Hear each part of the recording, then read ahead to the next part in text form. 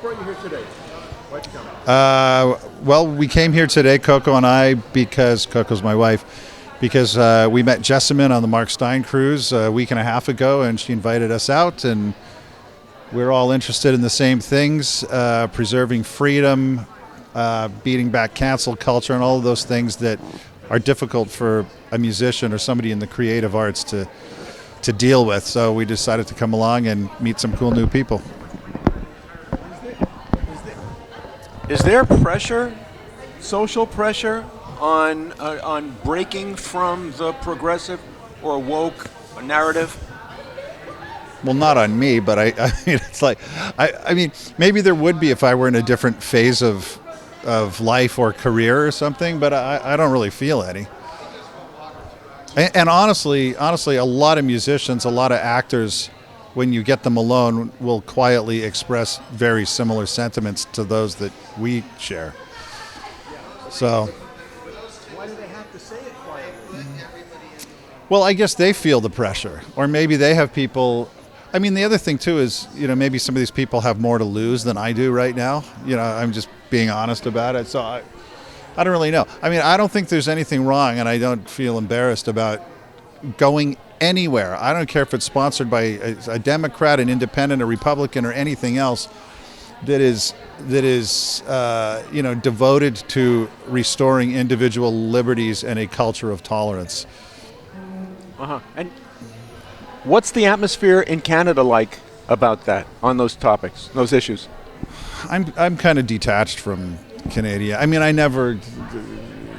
I was born in Canada. I'm a naturalized American citizen, so I divide my time between both places for work reasons and stuff. But I honestly don't really hang around with a lot of Canadian musicians. I mean, I know a bunch, but yeah. So I don't know. But how do Canadians? Let's say you live in British Columbia. Yeah. How do people get a conservative, or how do they get an alternative to the CBC's party line? Well, alternatives to CBC, you do have to go look for them if you're in Canada, but they're out there. You can go on YouTube, and there's word of mouth, and some guys will go watch Rebel News for alternative perspectives. Online. Or they'll use... Yeah, I mean, because the Justin Trudeau government has tried to tamp down access to alternative news sources. Some guys will get VPNs and they'll kind of search around the world and elsewhere. But no, you can get it if you look for it, but then how do you know to look for it? And how do you know that there is maybe another side to the story?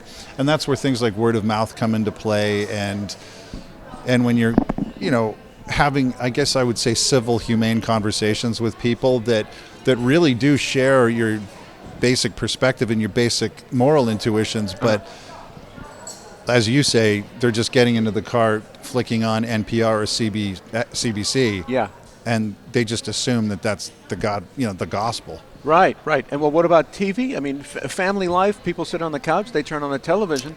Is Fox News even carried on basic cable? Fox News is carried on basic cable in Canada, but I would say that, the range of acceptable opinion in Canada, as in the United States, when it comes to mainstream media, is very narrow.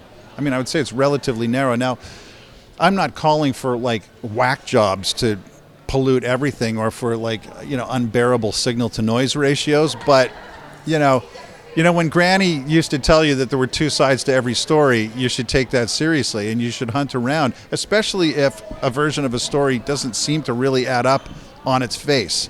Now, sometimes implausible things happen in life, but usually, if it doesn't kind of make sense, your suspicion is warranted. Yeah, but aren't people acclimated to the government or the social line that they wouldn't even... Goldfish don't know they're swimming in water. Yeah. I would say a majority of people will accept whatever they see from their favorite news anchors, and that doesn't really depend where... That's nothing unique to Canada or the United States. I mean, this is... I don't want to sound bitter about it. These are people with jobs. They're not necessarily politically inclined. They didn't nerd out like I did in university, reading, political science books and stuff like that. So they don't necessarily... They're not even necessarily oriented in the first place to be able to detect where there might be something wrong, or they might be manipulated. So they don't necessarily know. And so as a result, they'll turn on the news and it's like, well, why wouldn't I believe what I just saw on the news? I just saw news footage. And they would trust the news. Of course they would trust, especially if they saw 3 seconds of news footage. But as you know, I mean, one of the dicey things is you can edit footage so selectively. Sure. You can portray a very skewed picture. I myself was at a rally, absolutely peaceful. Lefties, righties, middle of the roaders, back to the landers, rednecks, everybody was there, absolutely peaceful, and they happened to be all joined in opposition to mandates, okay? So there was absolutely nothing untoward at all, people from all walks of life, and yet the news coverage made it seem like something very different, and this was not my skewed perspective, it was their deliberate skewing of the story. Sure. And of course, 95% of the people that watched that 5-minute news story would have believed that. I mean, it's scary how distorted that version was. For example, the Canadian truckers story and the subsequent blocking of the bank accounts of the people who supported them, who donated to them. Average Joes got their what? Did they get their ATM cards frozen? Well, I don't think it was many. I don't know that it was that many people that got their bank accounts frozen, but I definitely think they went after the head of the snake, right? So they made examples of the leaders of the truck protest in Canada. But yeah, I mean, that's an example of a situation where most people instantly accepted a smear job, a complete smear job, which did not reflect the reality at all, just because it appeared on CBC, which of course is a state broadcaster in Canada. Yeah. But I will say also, though, that one of the insidious things that the Trudeau government has done is that they have co-opted independent, so-called independent media, so that they're no longer independent, but that's not widely known. In fact, almost nobody does know that. They don't know that their local news station, which isn't CBC, is dependent on tax subsidies given to them by the Liberal Party. So if you know that, I mean, no one is going to bite the hand that feeds them. Right. Well, maybe a few of us, people, a few of us might. But most people won't do that. And that includes local news things. I mean, they're basically following the CBC party line. So we have basically in the United States as well, and this is one of the reasons I'm here, right? It's unnerving and it's completely infuriating that we have a kind of multi-scale Pravda type operation. The difference being that everybody knew that Pravda back in the old Soviet days was a state propaganda organ, whereas they kind of hide that now, right? They hide that now in the United States, in Canada, and other Western countries, so that you don't necessarily know that it's state propaganda at all. You think it's an independent journalist, maybe even a rogue journalist out there, like the old Geraldo Rivera of 40 years ago. The lone man in search of the truth. And it's not like that. They've been given talking points, story points, told what to cover, and there's a direct financial incentive to follow it, and there's immediate unpleasant consequences. If anyone pauses, they'll be replaced. They lose everything, and everything just goes on. So nobody does resist. What about the coverage of that Rebel News did of the Toronto office building where Dominion Software voting systems and the Soros Open Systems Foundation offices are either on the same floor or certainly in the same building? I can't speak to that directly. I will tell you that I have long had suspicions about electoral security, not just in the United States and in Canada, but around the world, and that comes from a variety of sources, one of which is just sort of on the surface statistical data. If you get every once in a while extreme anomalies, extremely improbable runs, I mean, that on its face should trigger suspicion, but there's a lot more than that too, of course. I mean, I could go on for a long time about that. I mean, I can't speak to that specific story. I didn't really follow it, but But how about elections in Canada? I'm just saying I am nowhere near 100% confident in the integrity of elections in North America. Yeah, in North America. I mean, like we could start with like hand counting ballots. If we're not hand counting ballots under scrutiny and with multiple layers, we'll make multiple people, layers of transparency, like from all sides. Like you can verify counts at every single stage of the chain. When you have a process like that where the stakes are so high, money on the line, careers on the line, ideology, surrogate religion on the line, cosmic right on the line. If you're a true believer in some political ideology and you believe that it is absolute metaphysical cosmic right, what act is forbidden to you?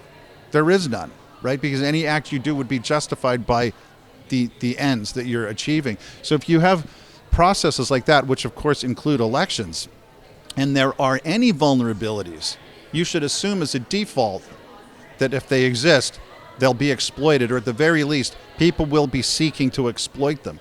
So it's really crucial. I don't care if like you're a democratic socialist or libertarian or anything else. Everybody should be on the same page about this because everyone has a stake in the society they live in. Everyone should be supporting absolute ruthless transparency and scrutiny over every single stage of vote counting. Okay? And anyway, I mean, I could go on for hours about that. What kind of stuff do you write on the Mark Steyn? On the Mark, well, I do moonlight as a writer for the Mark Steyn subscription website. I have actually no editorial direction, so I've written about all kinds of stuff on there. I did a series on rugby, one of my passions. I did I did a piece on like how the federal government in America has ruined washing machines with like regulations so that they're more and more expensive and they wash your clothes less and less. And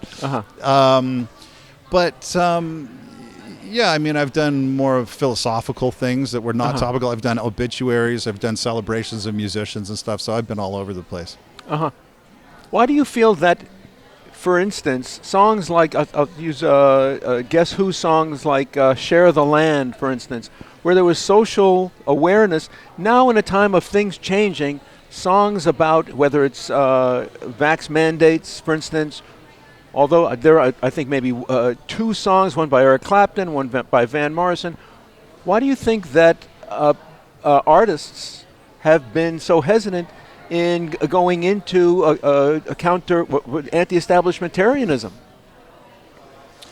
Well, like we were saying a couple of minutes ago, I just assume that for most musicians, their perception is that it will really harm their careers. Now, if you take Eric Clapton as an example that I know of, Eric Clapton never came out and said, we should abolish this, we should have Nuremberg trials for these jab guys. I mean, he didn't, that I know of, all he did was come out and tell his personal story. I got this injection, it had this kind of side effect on me, I was in agony, I couldn't play guitar for however long I was, a couple of weeks, 3 weeks or something. Wow. Yeah, like he was like temporarily paralyzed, completely freaked out because, as you can imagine, even though you're 70-something years old, guitar playing is your life. If you're Eric Clapton, you never want to stop. If you could die playing your guitar, you would choose that. So, the prospect of him not being able to play anymore terrifies him, upsets him. He tells his personal story, and then we have every clown in any position of power in the entertainment industry demonizing and smearing him. Talking about these drunken rants he went on 53 years ago that don't really matter, that nobody really cares about, dredging that up like he's some sort of lifelong lunatic. Like really unfair stuff. All he did was tell a story. I got this injection. It affected my health. That was the end of it that I know of. Maybe there's more to it. But even if there were more to it, I don't know that justifies like the personal, the character defamation that he experienced over that one series of comments. How about doing musical or how about you doing musical or multimedia kinds of compositions? I know you're writing essays. Yeah, I'm doing essays. Well, actually, as musical as you are. Well, yeah. I'm assuming you're going to edit this video, right? Yeah. Yeah, that didn't sound very sincere. Because I'm stammering. Because I'm stammering. Oh no, don't worry about that. Well, I mean, I haven't put out any music for a long time, but that's unrelated to any of this kind of stuff. I see. I mean, it's been a long time since I had a record deal. I mean, I had some personal battles, not heroin addiction or anything like that, but divorce things. And stuff. I had those sorts of things to deal with for a while. But there don't seem to be anthems anymore. Like "For Dead in Ohio." I mean, it was an anthem, and yet there don't seem to be anthems other than okay. Well, two things about that.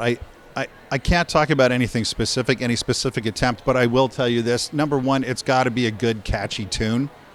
Yeah. Right? Yeah. So if you're talking about a 7.8 out of 10 that doesn't become Imagine or Ohio, right? It never was going to be, because it's a 7.8, and almost anyone can write a 7.8 out of 10. So you got to be up in like that 9.3 to 10 range, which I would say, just in terms of melody and overall vibe and that place that those songs take you harmonically, melodically, I would say Ohio is in that range. Imagine is in that range. Most Share the Land is in that range. Sure. Right? So if you're not in that range, the reality is most people aren't going to resonate with the song. So you're going nowhere right off the bat. But the other thing is like, if you're writing an anthem that is sort of harnessing pre-existing energy already moving in a particular direction, you're not fighting an uphill battle. You're leveraging the momentum that's already in existence. You're surfing on top of this 40-foot wave, and that's what those songs were. Not that I begrudge them that, and I know that John and Neil were sincere when they wrote those songs.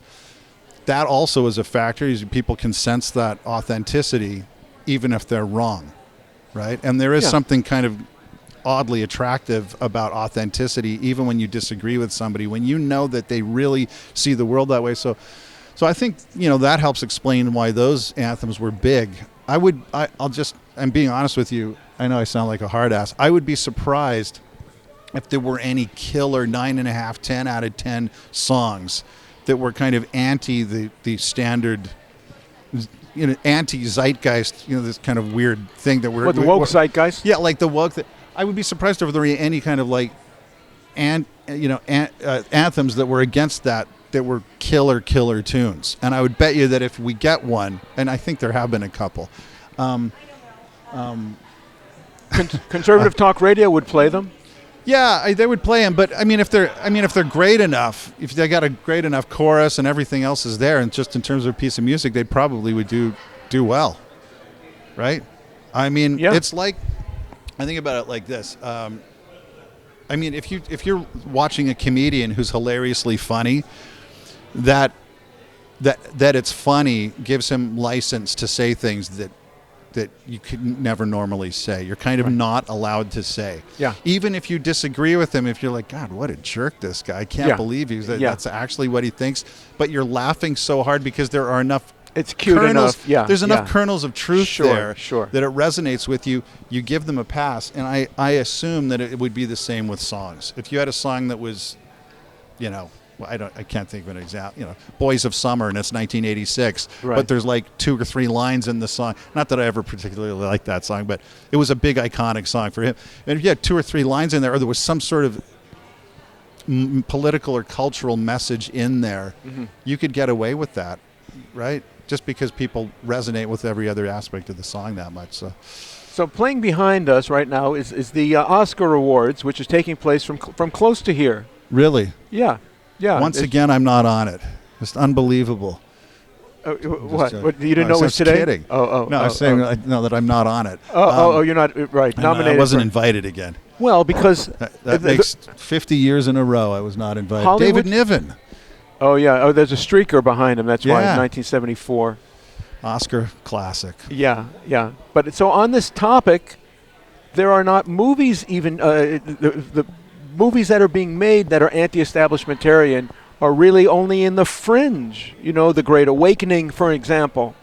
Okay. Because Hollywood they have deemed that if a film doesn't meet certain standards, doesn't have a certain number of blacks in leading character roles, then it can't be considered for Oscar consideration. That is correct. And so, essentially, it's a form of self-censorship, right? They're censoring which movies get made because everyone wants an Oscar winner to invest in. Yeah. But you can make music at home. You can make a record at home. Yeah. You could also make a movie. That's right. You know. Exactly. But there's not it's very underground, the documentaries that come out that are anti-establishmentarian at this time. And that musicians, I don't know, that I'm assuming that you represent, the Conservative Musician Association, Well, I don't know that I represent any. I don't know of any association that I represent or anything. But I will say this: it's like, at some point, people that are sick of these kind of obsessively didactic movies, like what you're talking about, like I'm supposed, imagine watching a remake of Roots, and they've just done it with like Puerto Ricans. Or like white guys. I mean, it doesn't make sense. It's like completely unhistorical. Roots was a story about slaves, right? So it's so kind of insulting and so grating after a while when Hollywood keeps sort of shoehorning people who demographically have nothing to do with that time and place and the story. Now, I don't want to be like a Nazi about that. I mean, sure, people can, maybe it'll work in some, but what I'm really referring to is like the relentless preachiness of Hollywood executives to the rest of us, who they all seem to think of as rubes, these like toothless, snake handling, racist bigots. It just gets difficult to take after a while, So this is why I really like it when I see a movie that doesn't do that, and they just really try to create a wonderful resonance with the audience, and they're telling a great story about compelling characters. Maybe it's fictional, maybe it's semi-fictional, or entirely non-fictional. But what I was gonna say is, like, in the end, everyone like me that is sick of this kind of stuff has got to stop complaining and stop yapping about how hypocritical these Hollywood executives are, and just figure out a way to do it.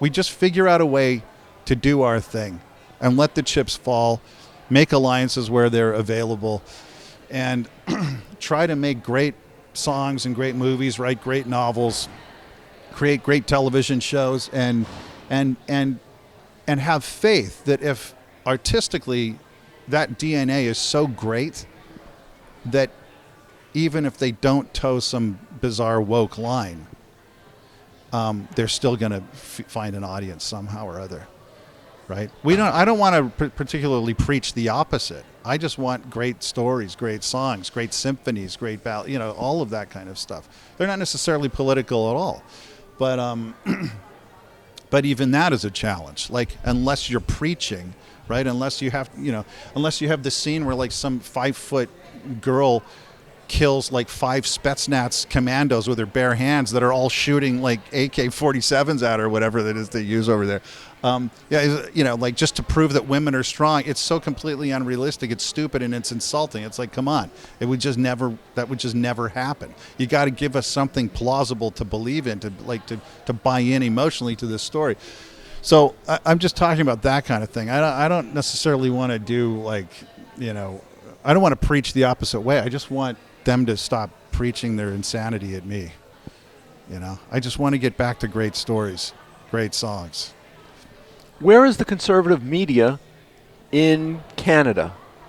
Where can people find, if you can't trust the CTV news to be truly objective about an issue, where do people turn in their living rooms?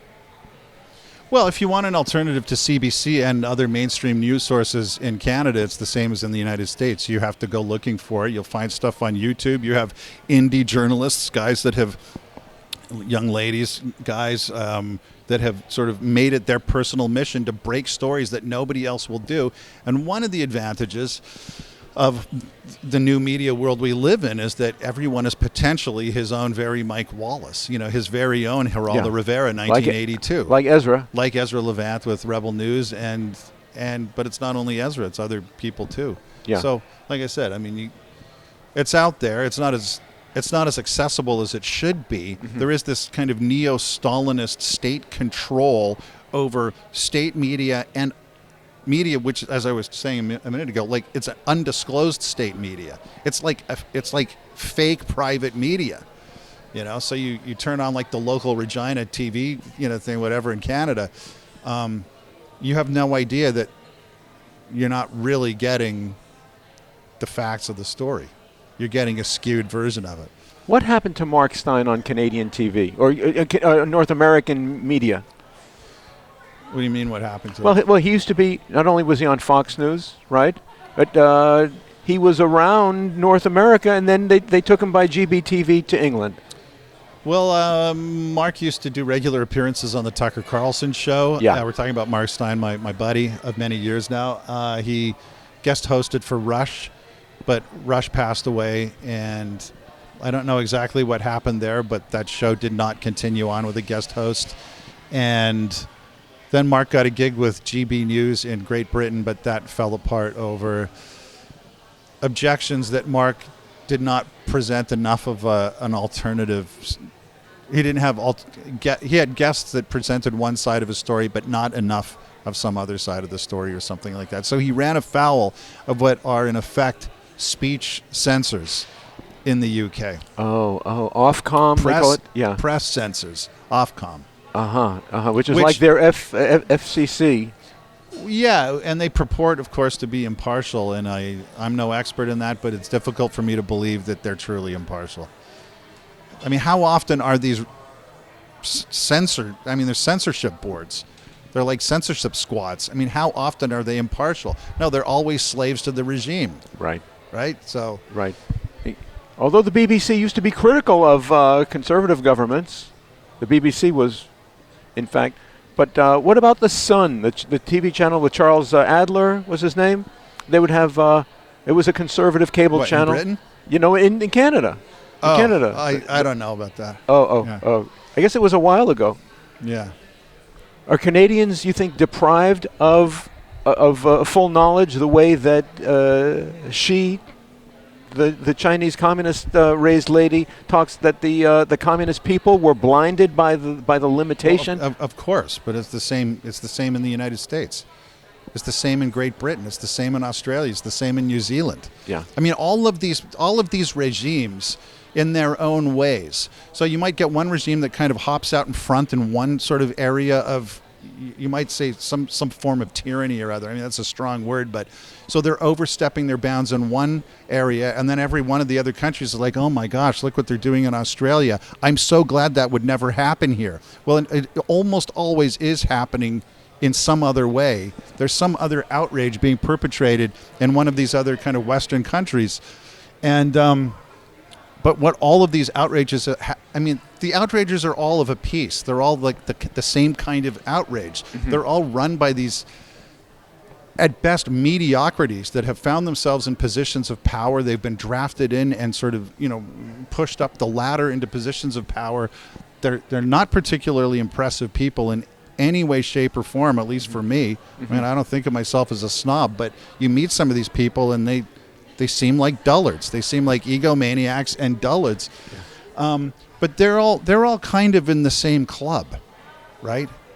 I mean, you think like, these freaking, like, they're all this. I mean, if you look at like Western governments over the last 10, 12 years, all of these people seem like they're in the same Boy Scout troop. And they have, sure. And you can sense that they feel that they have more in common with each other. You're saying the Republicans? Than any of them does with their constituents, or like voters in their own countries. Sure. They get together at these like global summits and the World Economic Forum and all these places. They hang out. They all kind of, it's like a mutual pleasuring society. They all love each other. They're all like hanging out with each other. And meanwhile, in many cases, their populations are sick of their dictatorship by a different name.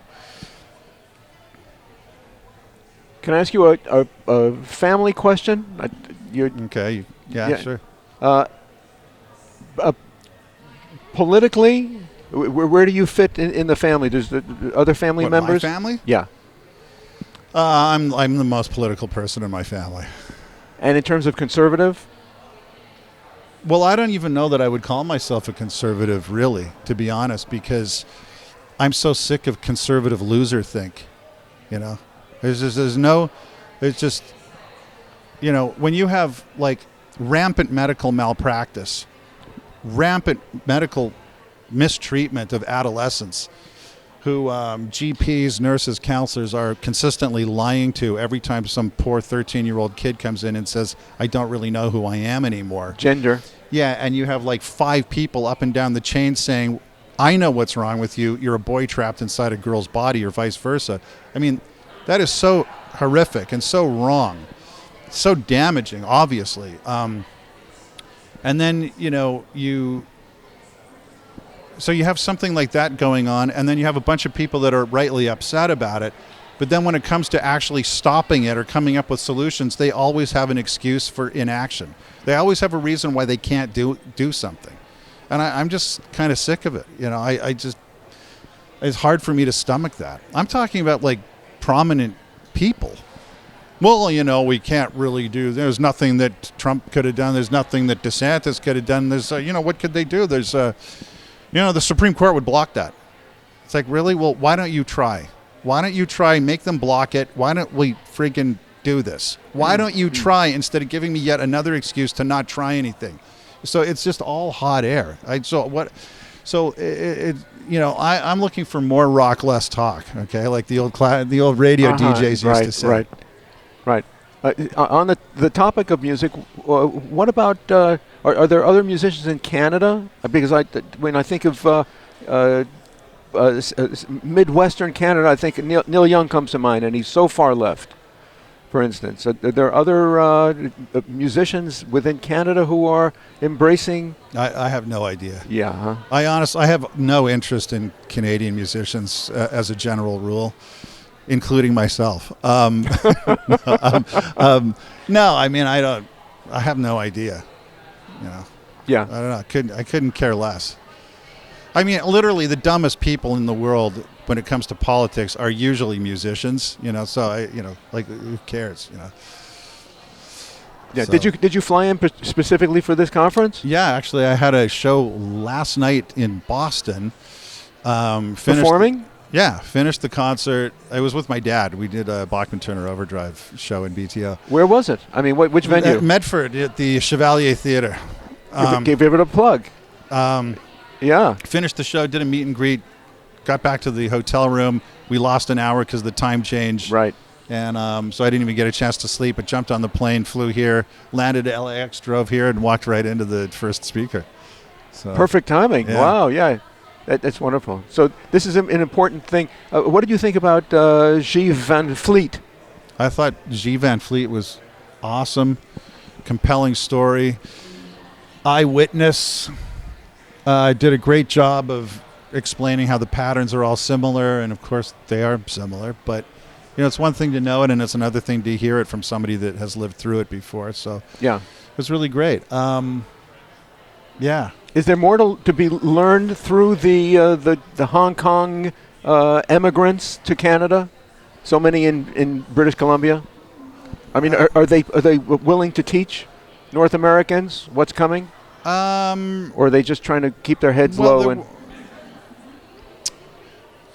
I mean, I've been on Vancouver Island for years, and there's not that big of a population of Chinese people over there. But certainly like 20, 25 years ago when I lived outside of Vancouver, there was a robustly anti-communist culture amongst the Hong Kong immigrants. Okay, so they were coming from Hong Kong because they knew that Britain was going to hand Hong Kong back to, mainland China. Yeah, and they had their newspapers. They were out protesting. They were out spreading the word, and it was there. And I feel embarrassed that I never really paid that much attention to them in my 20s when I used to see them around all the time. And they were trying to get the word out. And what I understood was that. They were fighting that battle on spiritual grounds, on legal grounds, because they had relatives that had been rounded up by the CCP at the time and imprisoned unjustly, unfairly, no trials, and also that they had lamented the loss of all of the great things about traditional Chinese culture, because of course the CCP had, they felt had eradicated those things. They just kind of phased them out because they didn't fit, because that force of tradition, that accumulated mass of tradition, which covered ethics, which covered family organization and family relationships to the state, individual relationships to the state and to each other, to places of work, all of those things, to the extent they interfere with the objectives of this kind of tyrannical regime, the regime would declare war on, right? So, and like I said, I feel embarrassed that I didn't spend more time on that. I was running around. I had my own hit record out at the time, and so. What was the record? What was it? What was the hit record? Well, I did an album for Columbia Records, and the first single was a song called "She's So High," which hit big around the world. Well, how do you feel about the coming election here in 2024? How do I feel about the election? Well, I don't even know where to begin with. First of all, do you believe that the count will be integrous, that it'll be authentic and trusting? Well, put it this way: will the vote count be authentic in 2024? Who knows? The big problem is that I don't know that we have good reason to believe that it is. Okay, so rather than getting into that it is what? That it would be 100% trustworthy, secure. Yeah, and that in and of itself is a problem. So I think that folks that have had their suspicions aroused, rather than getting into a debate about whether 2020 was rigged or not, or any of that, I think they should just focus on what do we have to do to make sure that these elections are 100% transparent and fair. Yeah. I mean, like I said before, you got to have transparency at every single stage, or you can't have confidence. So right. That's really the ultimate fundamental problem. Do you have good reason to believe in the integrity of the vote count? And if you don't, I don't even think you need another debate. You need to fix it right then and there. Yeah. What do you think about Google censoring criticism of the integrity of the last vote, or the last two U.S. votes? Well, yeah. Well, it's appalling. But also you say Google, but Google is Google is being manipulated as other media platforms were manipulated by arms of the federal government. Yeah. So once again, you have the state working through these sorts of facades, these storefronts. So like a normal person, it's like, well, Twitter's a private company, Google is a private company, YouTube's they're private companies. They can do with it. No, they actually weren't really private companies. They were undisclosed partners of arms of the federal government. And if anyone doubted that, of course, it was fully exposed when Elon Musk bought Twitter and revealed emails where the FBI was. You could read the email chains of them arm twisting Twitter into banning not misinformation, but information that they didn't want out, accurate information. But even if they had arm-twisted Twitter into banning misinformation, unless it posed a clear and present danger, that's not their role. That's why America has the First Amendment. So obviously, arms of the federal government have been using those social media platforms as proxy censors, end runs around First Amendment prohibitions on exactly what they were doing. And it's the flimsiest kind of proxy operation you can imagine. It's so obvious, and yet it worked for them. You'd still, up until, even now, but, even now, if you walked around and be like, well, they're private companies. No, they're not really private companies. Yeah, monopolies. If they're being threatened with regulatory punishment, possibly extinction, right? And these guys all know that the feds went after Microsoft 25 years ago and could have destroyed them. They all know that the feds, when they slate you for demolition, there's almost no way to win. What are they going to say? No? No, and some guy calls up, some guy calls up from some desk in like Washington and says, we have an FCC panel thing coming up, and I just want to let you know we'd really appreciate it if you spiked this account. What are they going to say? No. What about grassroots organizing? Do you see that in Canada? Like the truckers as an example. Yeah, truckers was an example. Sure. Was it a one-off? Or is there a grassroots? Yeah, I mean, it was sort of a one-off because it succeeded. It actually succeeded. So everybody kind of remembers, well, Justin Trudeau finally cracked down on these guys. Of course, after they'd humiliated him in front of the world for three and a half weeks or whatever it was. Yeah. I mean, they embarrassed him. They made him look like a complete tool. Of course, he is a tool, but they really kind of exposed that, and they just wouldn't leave. I mean, people need to understand. I mean, they blockaded the capital of Canada for almost a month. They gummed it up. I mean, it was almost a form of siege warfare. Right? They completely brought the capital to a standstill and would not leave. And then the government acted, kind of like I said, cut the head off that snake, dispersed everything. They ended up going home. But that started the Trudeau government rolling back a lot of the things. They rolled back about, I think, I'm just kind of theorizing here, but they seemed to roll back all of their control freakery about as quickly as they could without losing face, right? Because if they had wiped everything out instantly, it would have been, oh yeah, well the truckers did that. So they had to kind of fit, but that kind of tipped that domino over, so they started to roll back the control freakery, so it worked, and so there's been a progressive loosening of restrictions. So I think that's why you haven't seen another one, because things are heading in the right direction. Mm-hmm. But I think if they dove back into control freakery, I think you'd see another uprising in Canada. I think that's something that Canadians can be proud of, because if you had any doubt about it, even the Supreme Court of Canada, the Senate, the Canadian Senate, august bodies have all declared that the Liberal Party government way overstepped their bounds. So if you're just a civil libertarian who wants governments to follow the rule of law, you should be upset as the rest of us, as guys like me, about what those guys did. Uh-huh. You deal with a lot of liberal people. They consider themselves progressive, liberal, in the arts. Yeah. In media, entertainment, showbiz. Do they really believe that January 6th was an insurrection on the part of Republicans? Yeah. Of course they do. Or are they they're taking that on because that's the rationale for not challenging the integrity of the vote or the tabulation? No, I think they think it was an insurrection, and I think they believe that Trump was responsible and he egged them on, and sure. I mean, these people will believe anything that Rachel Maddow says, or Keith Olbermann, or one of these people. So. Are they brainwashed?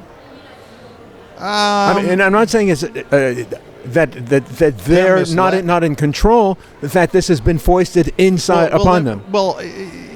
They're definitely misled. So, like for example, when we had the Charlottesville thing down in Virginia, Trump came out very clearly. There's no dispute about it. It's video. It's audio. Yeah. He never said there's good people in the Ku Klux Klan. He specifically said there weren't any in the Ku Klux Klan. What he said was that there were good people on both sides of the debate over whether they should leave up Confederate statues or not. Right, which is a different thing. Yeah. You could hate the Ku Klux Klan. You could be like a descendant of slaves and say, you know what, this guy was a jerk, but I don't want that statue to come down. I want everyone to remember what these jerks stood for, so we never go back down there again. I mean, there were lots of people like that, white, black, and everything else. So that's all he said, and yet massive mainstream snow job convinced literally, every NPR listener, every MSNBC, every ABC, convinced all of them. And they're still repeating the lie that Trump had gotten up and said there's some really great people in the KKK. He never said that at all. Easily provable false, and yet to this day, they still believe it. And they genuinely believe it, back to your original question. Yeah, they believe it. Their authorities, their thought leaders told them that's what happened, therefore that's what happened. If there's another dispute as to, like a 3 a.m., 4 a.m. big shift in the vote, do you know people who would take to the streets like the Canadian truckers did? To be honest with you, I don't think that's going to happen. Everybody likes imagining that's going to happen, or at least that's not a leftist. I mean, but we've been hearing that for years. If they ever tried that, there'd be another revolution. Where was the revolution? We had COVID lockdowns, completely outrageously illegal, unconstitutional. We had governor after governor after governor, including in this very state, governors explicitly obliterating constitutional rights, civil rights. So rights enshrined in the Constitution, rights enshrined in statutes, and what you might also call third category natural rights, inalienable rights that just exist within us because we exist. Completely obliterated, not allowed to leave your home, which is to say you're under arrest. You're being held in confinement against your will. Yeah. Not allowed to attend a worship service. Not allowed to attend a funeral service. So they're obliterating your rights. So they're interfering with freedom of religious expression. Not allowed to peaceably assemble, unless of course you're going to a Black Lives Matter rally. Then it's okay. But if you happen to oppose the mandates or something or other, not allowed to. So egregiously violated every conceivable form of right. And there was no equivalent to a truck protest. Not in Michigan, where Gretchen Whitmer did that. Not in California, where Gavin Newsom did that. Not in any of the states where, I hate to say it, all these guys with American flag bumper stickers and gun racks and a lot of talk, nobody did anything. Everybody kept their heads down. It's like, well, if they try to steal it again in 2024, that's when you're really going to see the shit hit the fan. It's like, really? Well, you thought 2020 was stolen. You didn't do anything. So, as far as I'm concerned, this is a whole lot of hot air. And or do you think the authorities are looking or aiming for an uprising that they could say if it was a false flag, January 6th? Well, maybe. But, they kind of did that. They put the fear of God into potential, problems because after January 6th, literally within hours of that happening, Donald Trump's appointee, Chris Wray, heading up the FBI, started hunting down people that were there that had not even broken a misdemeanor trespassing law, let alone gotten out of hand. They were tracking everybody that was there.